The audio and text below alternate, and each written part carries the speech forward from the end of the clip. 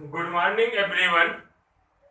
आज हम लोग पढ़ेंगे केमिकल काइनेटिक्स का लेक्चर नंबर 4, जिसमें हम लोग पढ़ेंगे कोलिजन थ्योरी, अपक्रिया दर का टक्कर का सिद्धांत। अपक्रिया दर के टक्कर का सिद्धांत यानी कोलिजन थ्योरी पढ़ेंगे हम लोग।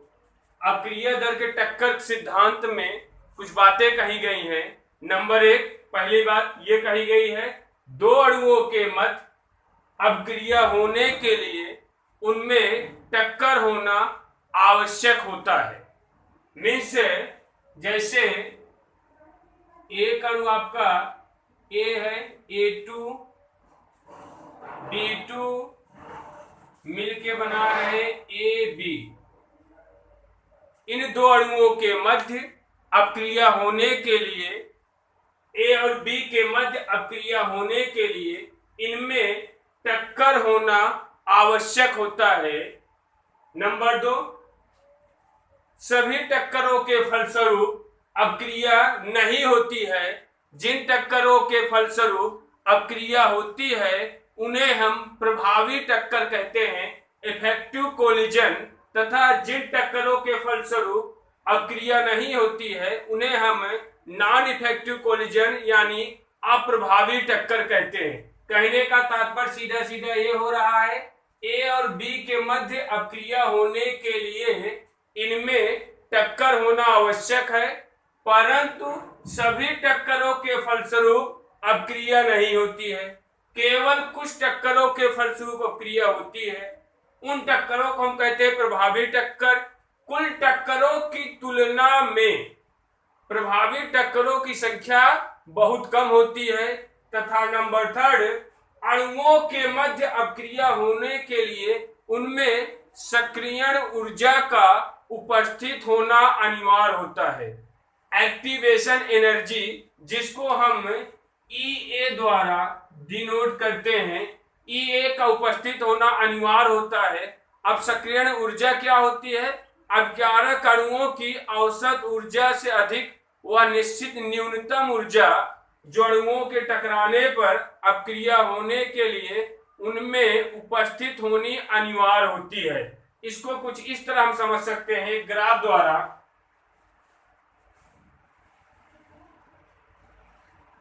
इधर हमारा हो जाएगा reaction progress,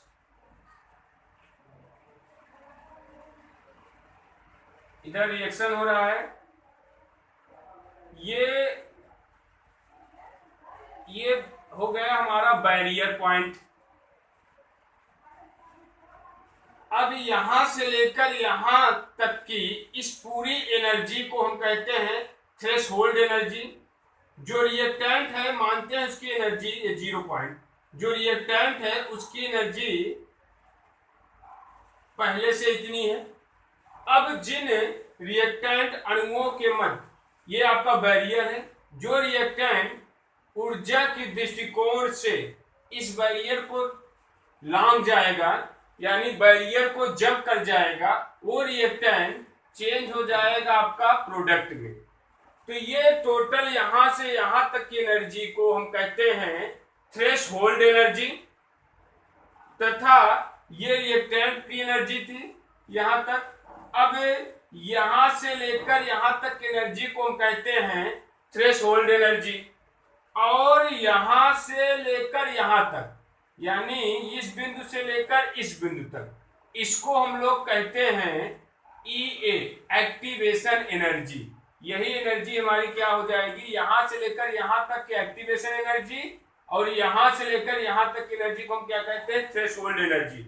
means activation energy बराबर क्या हो जाएगा हमारा, एक्टिवेशन एनर्जी बराबर हो जाएगा थ्रेशोल्ड एनर्जी माइनस ये पॉइंट आपका रिएक्टेंट की एनर्जी। ये यहां से लेकर यहां तक आपकी threshold energy, threshold energy minus reactant की एनर्जी इक्वल आपका हो जाएगा एक्टिवेशन एनर्जी।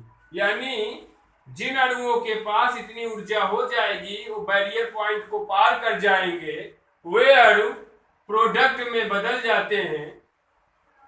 यही वो अणु प्रोडक्ट में बदल जाते हैं यदि अपक्रिया एक्सोथर्मिक होगी, उष्माक्षेपी, तो जो प्रोडक्ट बनेगा उसकी ऊर्जा रिएक्टेंट की ऊर्जा से कम होगी, प्रोडक्ट आपका यहां आ जाएगा, उसकी एनर्जी यहां हो सकती है। यदि अपक्रिया हमारी इंडोथर्मिक है, उष्माशोषी, तो प्रोडक्ट की एनर्जी रिएक्टेंट की एनर्जी से अधिक रहेगी। तो ये रहा एक्टिवेशन एनर्जी। कहने का मतलब ये हुआ अणुओं के मध्य अपक्रिया होने के लिए उनके मध्य एक्टिवेशन एनर्जी का उपस्थित होना अनिवार्य होता है। जिन अणुओं के मध्य एक्टिवेशन एनर्जी नहीं होगी, यानी जो अणु इस बैरियर को नहीं पार कर पाएंगे, वो प्रोडक्ट में नहीं चेंज हो पाएंगे। जो अणु बैरियर को पार कर जाएंगे वो प्रोडक्ट में चेंज हो जाएंगे। इतना ध्यान रखेंगे। अगला पॉइंट ये कहा गया है, अणुओं का एक दूसरे के सापेक्ष दिक् विन्यास भी अनुकूल होना चाहिए। मीन्स जब उनके मध्य टक्कर हो तो टक्कर का दिक् विन्यास अनुकूल होना चाहिए। कहने का तात्पर्य हुआ, जैसे देखिए एक ये हुआ कंडीशन ए और आपका ये हो गया हमारा बी। अगर ऐसी कंडीशन में टक्कर हो रही है, ये होती है प्रतिकूल दिक् विन्यास। प्रोडक्ट इज नॉट फॉर्मेशन, यानी उत्पाद नहीं बनेगा। क्योंकि आप देख रहे हैं इस ए से ये बी तो टक्कर कर जाएगा, लेकिन ए बी से टक्कर नहीं कर पाएगा। इसको अगर टक्कर ये हो जाता है प्रतिकूल दिक् विन्यास। यदि कंडीशन हमारी ये हो जाती है ए बी, तो आपका हो जाएगा 2AB, ये कंडीशन। यदि कंडीशन ये हो गई, इस तरह टक्कर हो, इस ए अणु से बी टक्कर करे, इस अणु से ये अणु टक्कर करे, तो प्रोडक्ट आसानी से बन जाएगा। ये होता है अनुकूल दिक् विन्यास, जबकि ये टक्कर हमारी क्या कहलाती है, प्रतिकूल दिक् विन्यास। नेक्स्ट पॉइंट आपका ध्यान रखेंगे, इसको हम इस तरह भी समझ सकते हैं, हाइड्रोजन आयोडीन में भी ले सकते हैं। यदि ऐसे हाइड्रोजन एवं आयोडीन मिलके प्रोडक्ट का फॉर्मेशन नहीं कर पाएंगे, बट कंडीशन ही अगर ये होती है हाइड्रोजन और आयोडीन आपस में मिलते हैं, ये बनाते हैं हाइड्रोजन आयोडाइड। ये रहा आपका प्रतिकूल दिक् विन्यास, ये रहा अनुकूल दिक् विन्यास। उनमें से अणुओं के मध्य अपक्रिया होने के लिए उनके मध्य उनका दिक् विन्यास भी अनुकूल होना चाहिए, तथा अपक्रिया की जो दर होती है वो प्रभावित टक्करों की संख्या पर निर्भर करती है। प्रभावित टक्करों की संख्या कुल टक्करों की संख्या पर, सक्रियण ऊर्जा अपक्रियक अणुओं के अंश पर, तथा अनुकूल दिक् विन्यास की प्रायिकता पर निर्भर करते हैं। कोलिजन थ्योरी की सारी बातें एक बार फिर हम रिवाइज करते हैं। पहली बात इसमें यह कही गई है, दो अणुओं के मध्य अपक्रिया होने के लिए उनमें टक्कर होना आवश्यक होता है, परंतु सभी टक्करों के फलस्वरूप अपक्रिया नहीं होती, मीन्स प्रोडक्ट नहीं बनेगा। केवल कुछ टक्करों के फलस्वरूप अपक्रिया होगी। जिन टक्करों के फलस्वरूप अपक्रिया होगी उन्हें हम प्रभावी टक्कर कहते हैं, इफेक्टिव कोलिजन। मीन्स जब प्रोडक्ट का फॉर्मेशन होगा तो उसे हम कहेंगे इफेक्टिव कोलिजन। तथा अब कारक अणुओं के मध्य अपक्रिया होने के लिए सक्रियण ऊर्जा मीन्स एक्टिवेशन एनर्जी का उपस्थित होना भी अनिवार्य होता है। यानी अणुओं के पास कम से कम इतनी ऊर्जा होनी चाहिए, वो अणु क्या करे, इस बैरियर को जंप करके रिएक्टेंट से प्रोडक्ट में बदल जाए, तथा अणुओं का एक दूसरे के सापेक्ष दिक् विन्यास भी अनुकूल होना चाहिए। जैसे ये अनुकूल दिक् विन्यास है, इसका टक्कर इससे, इसका टक्कर इससे, इससे, ये दोनों अनुकूल दिक् विन्यास है। ये आपका क्या है, प्रतिकूल दिक् विन्यास। अणुओं के मध्य अपक्रिया होने के लिए उनका एक दूसरे के सापेक्ष अनुकूल दिक् विन्यास भी होना चाहिए। और अपक्रिया की दर जो होती है वो डिपेंड करती है प्रभावित टक्करों की संख्या पर, जो निम्नलिखित कारकों पर निर्भर करेगा, जिसको हम यहां देख लेते हैं कुछ इस तरह।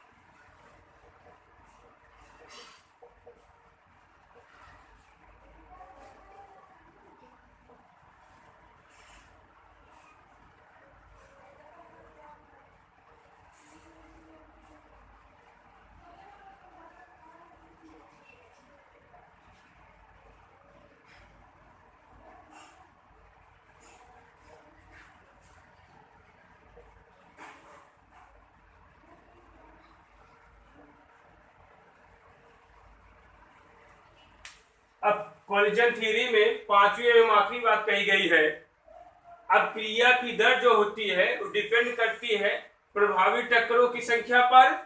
प्रभावी टक्करों की संख्या किस पर डिपेंड करता है? कुल टक्करों की संख्या पर। कुल टक्करों की संख्या लीटर इनवर्स सेकंड इनवर्स एवं प्रभावी टक्करों की संख्या निम्नलिखित 3 चीजों पर डिपेंड कर रही है। कुल टक्करों की संख्या पर, सक्रिय अणुओं के अंश पर तथा अनुकूल दिग्विन्यास की प्रायिकता पर। तो क्रिया की दर निम्नलिखित कारकों पर डिपेंड कर रही है। अब क्रिया की दर किस पे डिपेंड कर रही है? प्रभावी टक्करों की संख्या पर। प्रभावी टक्करों की संख्या किस पे डिपेंड कर रही है?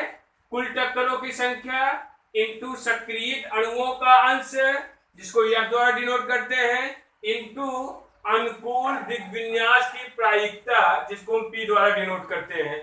तो इसको इस तरह भी हम समझ सकते हैं। अब अगली चीज हम लोग पढ़ रहे हैं, अब क्रिया दर को प्रभावित करने वाले कारक कौन कौन से कारक अब क्रिया की दर को यानी रेट को प्रभावित करते हैं। तो पहला कारक हम लोग लेते हैं टेम्परेचर। टेम्परेचर बढ़ाने पर प्रायः क्रिया की दर बढ़ती है। इसको 2-3 तरीके से हम समझ सकते हैं। एक कंडीशन हमारी ये होती है, हम लोग पढ़ चुके हैं, रेट बराबर के कंसंट्रेशन ऑफ अकर्मक की सांद्रता। यहां से भी हम प्रूव कर लेंगे, यहां से भी कर लेंगे, यहां से भी कर लेंगे। पहला कारक क्या है? क्रिया की दर को प्रभावित करने वाले कारक में पहला कारक हम लोग देख रहे हैं टेम्परेचर। पहला कारक क्या देख रहे हैं? टेम्परेचर। टेम्परेचर बढ़ाने पर देखते हैं क्रिया की दर बढ़ेगी कि नहीं बढ़ेगी, क्या होता है। पहले यहां देखते हैं, टेम्परेचर बढ़ाने पर सक्रिय अणुओं का अंश बढ़ जाएगा। सक्रिय अणु किसे कहा जा सकता है? जो अणु इस बैरियर को पार कर सकते हैं उनको हम लोग एक्टिव मॉलिक्यूल्स कहते हैं। टेम्परेचर बढ़ाने पर एक्टिव मॉलिक्यूल्स की संख्या बढ़ेगी, यानी उन अणुओं की संख्या बढ़ेगी जो इस बैरियर को पार करके प्रोडक्ट में चेंज हो जाएंगे। यानी कहने के मतलब टेम्परेचर बढ़ाने पर क्रिया की दर यानी रेट बढ़ेगी। चाहे हमने कहा यहां से प्रूव कर लीजिएगा, चाहे यहां से, तीनों जगह से हम आपको दिखा दे रहे हैं। तो टेम्परेचर बढ़ाने पर एक्टिव मॉलिक्यूल्स की संख्या बढ़ेगी। एक्टिव मॉलिक्यूल्स की संख्या बढ़ेगी तो रिएक्टेंट प्रोडक्ट में ज्यादा बदलेगा, मिस क्रिया की दर बढ़ेगी। चाहे यहां समझ लीजिए, टेम्परेचर बढ़ाने पर सक्रिय अणुओं का अंश बढ़ेगा। जब सक्रिय अणुओं का अंश यानी F बढ़ेगा, इसका गुणनफल बढ़ेगा, यानी प्रभावी टक्करों की संख्या बढ़ेगी। अब प्रभावी टक्करों की संख्या बढ़ेगी तो क्रिया की दर बढ़ेगी। दूसरा कारक हमारा होता है, या एक तीसरे कारक यहां से भी हम प्रूव कर सकते हैं। जैसा कि हम जानते हैं टेम्परेचर इंक्रीज करने पर के इंक्रीज होता है। प्रत्येक 10 डिग्री सेल्सियस बढ़ाने पर के का मान दुगना या तिगुना हो जाता है। मीन्स टेम्परेचर जब हम बढ़ाएंगे तो के का मान बढ़ेगा। के का मान बढ़ेगा, के और रेट समानुपाती है, मीन्स के का मान बढ़ेगा तो रेट बढ़ेगी। अब क्रिया की दर बढ़ेगी। तीनों जगह से हम लोगों ने देखा, यहां से भी समझे और यहां से भी। दूसरा कारक हमारा कौन होता है? कंसंट्रेशन, सांद्रता। सांद्रता बढ़ाने पर अब क्रिया की दर बढ़ेगी। सांद्रता बढ़ाने पर अब क्रिया की दर कैसे बढ़ेगी? सांद्रता बढ़ाने पर कुल टक्करों की संख्या बढ़ जाएगी। जब कुल टक्करों की संख्या बढ़ेगी तो प्रभावी टक्करों की भी संख्या बढ़ेगी। अब प्रभावी टक्करों की संख्या बढ़ेगी तो क्रिया की दर बढ़ेगी। चाहे यहां से प्रूव कर लें, यह है सांद्रता। सांद्रता और रेट में संबंध क्या देख रहे हैं? समानुपाती। मिश्र सांद्रता हम बढ़ाएंगे तो रेट अपने आप बढ़ जाएगा। चाहे यहां से सांद्रता बढ़ाने पर कुल टक्करों की संख्या बढ़ेगी, कुल टक्करों की संख्या बढ़ेगी, प्रभावी टक्करों की संख्या बढ़ेगी, प्रभावी टक्करों की संख्या बढ़ेगी तो क्रिया की दर बढ़ेगी। तीसरा कारक हमारा होता है उत्प्रेरक, कैटलिस्ट, जिसको हम कहते हैं उत्प्रेरक। उत्प्रेरक मिलाने से क्रिया की दर बढ़ती है, रेट ऑफ रिएक्शन बढ़ेगा। अब सवाल यह होता है रेट ऑफ रिएक्शन कैसे बढ़ेगा उत्प्रेरक मिलाने पर? उत्प्रेरक क्या करता है, थ्रेशोल्ड एनर्जी को कम कर देता है, या हम इसको ऐसे कह सकते हैं एक्टिवेशन एनर्जी को कम कर देता है। जब एक्टिवेशन एनर्जी कम हो जाएगी तो सक्रिय अणुओं का अंश बढ़ जाएगा, और सक्रिय अणुओं का अंश बढ़ जाएगा तब क्रिया की दर बढ़ जाएगी।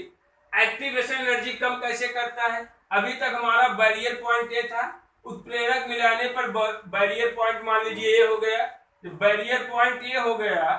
तो अब आप ध्यान देंगे, जिन अणुओं के पास इतनी एनर्जी, जो अणु यहाँ थे अभी वो बैरियर को जंप नहीं कर पा रहे थे, मिक्स प्रोडक्ट में चेंज नहीं हो पा रहे थे, अब वो अणु भी किसमें कन्वर्ट हो सकते हैं? प्रोडक्ट में।